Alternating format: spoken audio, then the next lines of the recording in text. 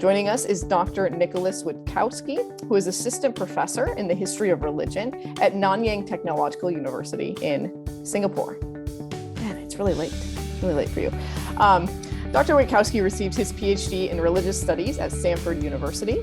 His current project, Lifestyles of Impurity, is a study of low and outcast communities in first millennium South Asia that employs the theoretical armature of historians of the everyday. And his talk today is titled Untouchability, the Cultures of Death and the Configuration of Communal Identity in Medieval Indian Buddhist Monasticisms. Dr. Nicholas Witkowski, the floor is yours. Thank you so much. Can you hear me all right? Great. Okay, I'm going to share my screen.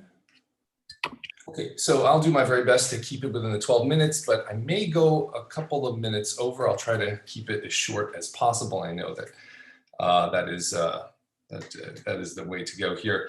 Thank you so much, Audrey. I also want to extend my appreciation to Rohit for his generous invitation to speak at this important conference, and just say it's a privilege to be speaking alongside scholars whose work I've admired for many years.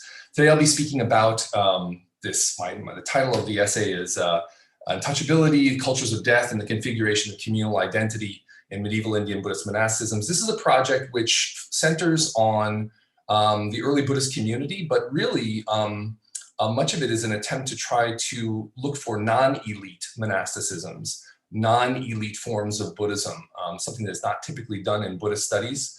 Generally speaking, when we think about the earliest period or even medieval or any pre-modern Indian Buddhism. So this is an attempt to look for an entirely different kind of social demographic than one that has typically been seen before, even though it's very much a part of a religious studies project and a legal project. So generally speaking, scholars have argued that Buddhism, like other religious movements at the turn of the Common Era in South Asia, were compelled to adapt to the rise of the Brahminically administered caste system.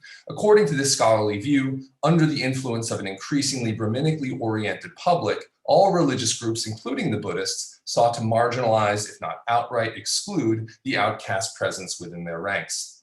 In this paper, I preview an argument from my book project that the outcast resistance to Brahminical power within the Buddhist context was actually potent enough to guarantee legal autonomy to outcast Buddhist monastic communities.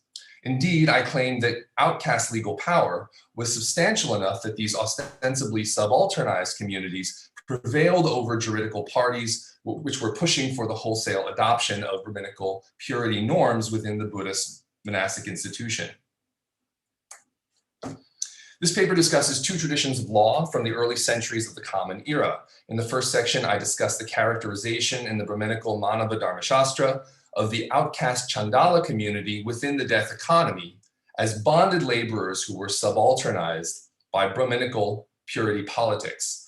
According to the Manava Dharmashastra, Brahminical law requires that the Chandala communities be confined to the death economy, and the only remuneration for their labor was the privilege of scavenging for scraps on the cremation grounds.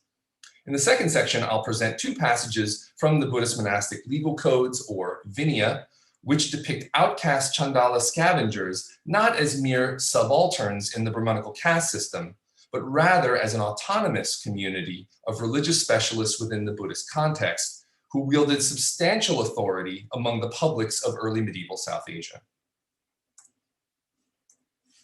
I will focus in particular on the Buddhist ascetic practice of palm shukulaka, a practice of scavenging the cremation grounds for shreds of funereal shrouds that seem to have its roots in the socioeconomic realities of outcast scavenging in the death economy. So a religious context, a group of religious practitioners doing things that look very much like outcast socioeconomic practices. So I begin with a passage on the regulation of Chandalas from Book 10 of the Manava Dharmashastra.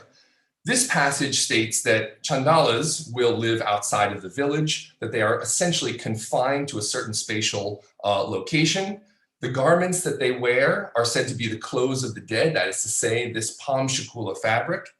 They may go around during the day in these villages and towns, but only at the command of the king. and that they should carry away the corpses of those without relatives, firmly ensconced in this death economy.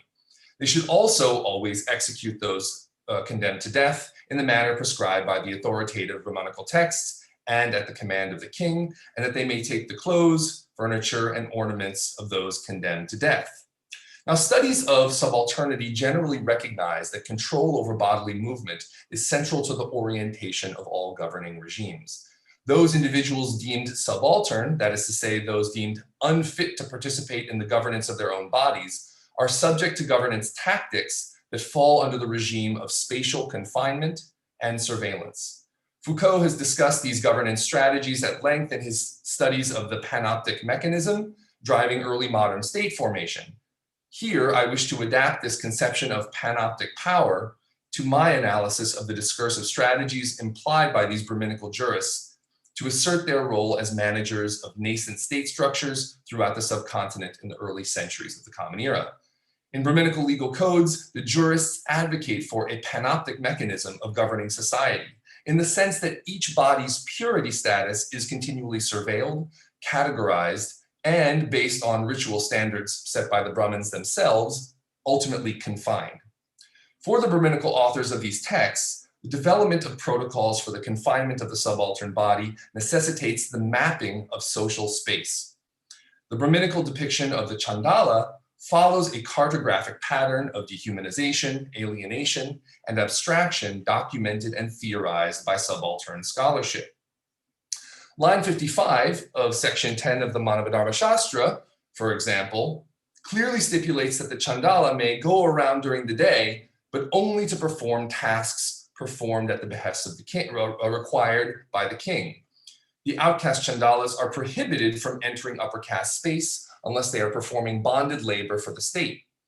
The last section of the passage cited above specifies that the Chandala is required to carry away corpses of those without relatives and to execute those condemned to death.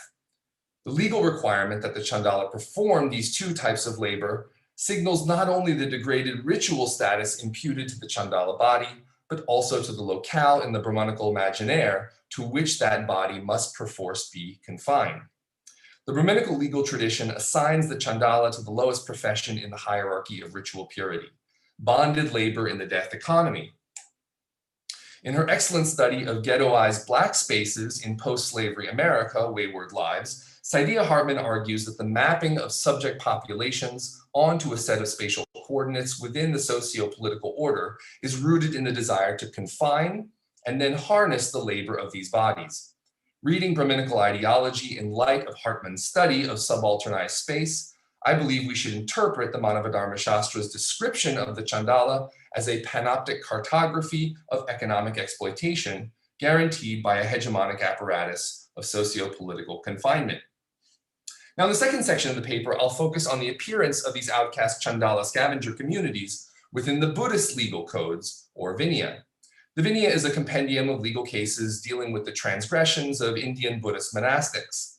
It's a highly underutilized source, though, valuable not only for articulating the social realities of Buddhist monastic life, but also, I believe, for revisioning the autonomy and socioeconomic power of outcast communities in South Asia in the first 500 years of the Common Era. In what follows below, I'll present two passages from the Buddhist monastic codes which depict outcast Chandala scavengers not as mere subalterns in the Brahmanical caste system, but rather as an autonomous community of religious specialists within the Buddhist context.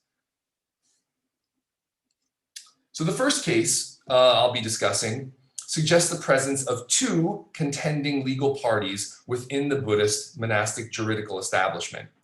The first monastic group aimed to produce a Brahmanizing legal framework, which presumed that upper caste authorities can mobilize coercive power of the state to confine the bodies of outcasts to the ritually impure locations associated with the death economy. The second group was an anti-Brahminical monastic coalition aiming to import outcast scavenging practices into the Buddhist law codes. So I'll give everybody just a few seconds to take a read through this text, and then I'll resume discussion of it afterwards.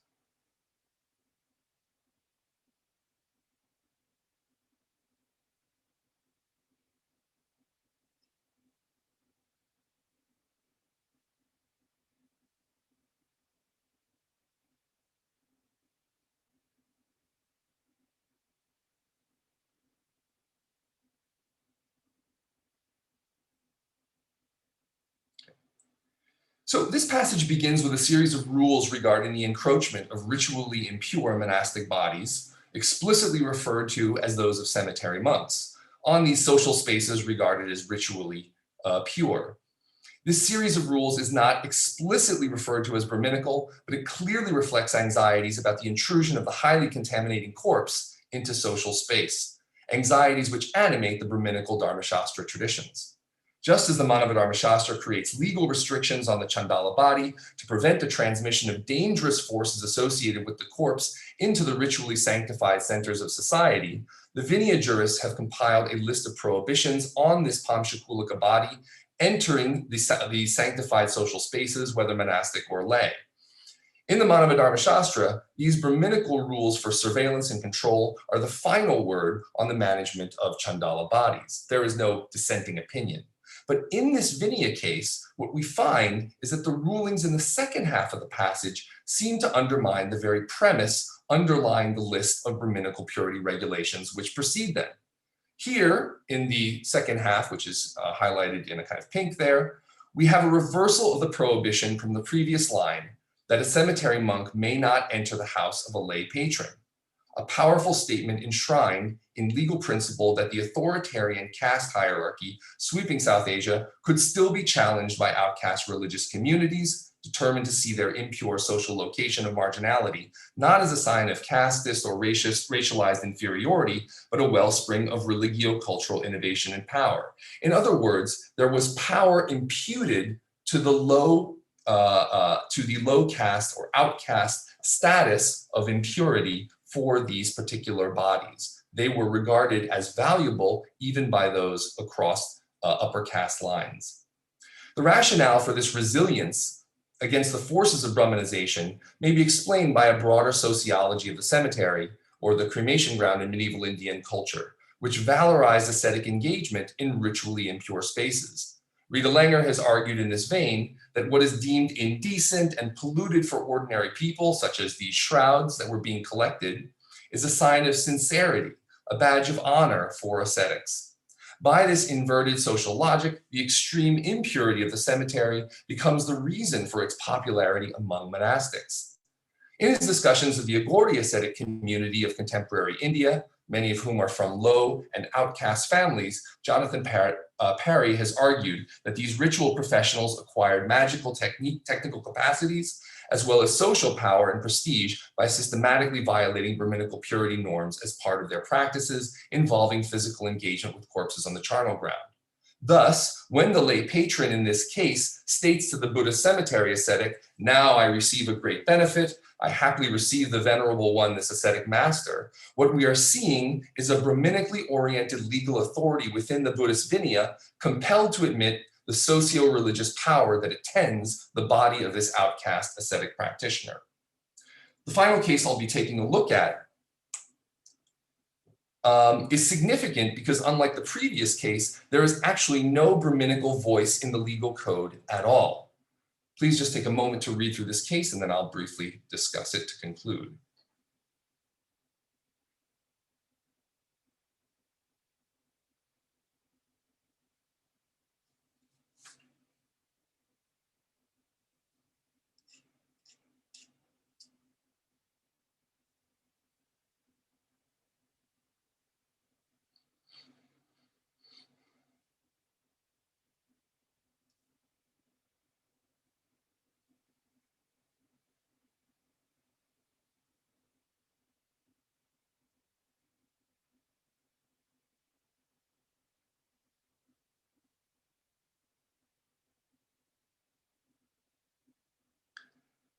So this passage is representative indeed of an entire corpus of case law in the Vinaya dealing with the acquisition, distribution, and repurposing of garments scavenged from the cremation ground.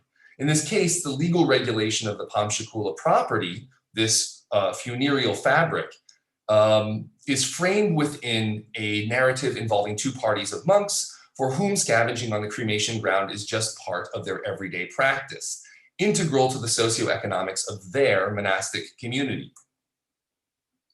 What is so striking about this body of law in the Vinaya is that it dramatically departs from the panoptic cartography of the Dharmashastra passage I discussed earlier. Recall that the Manavadharma Shastra depicts Chandalas as mere functionaries, stripped of all historical agency by dint of their position within the caste hierarchy.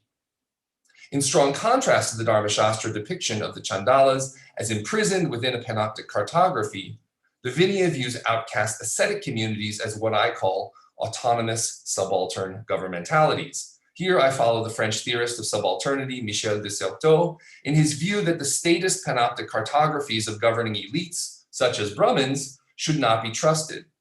While the Brahmins envisioned the subaltern subject as ideally immobile, confined to the labor regimens of impure spaces, such as the cemetery, the Vinaya legal discourse is more consistent with a Certeauian view of the cremation ground ascetic, one which tracks the everyday mobilities far beyond the ghettoized confines at the margins of the political order.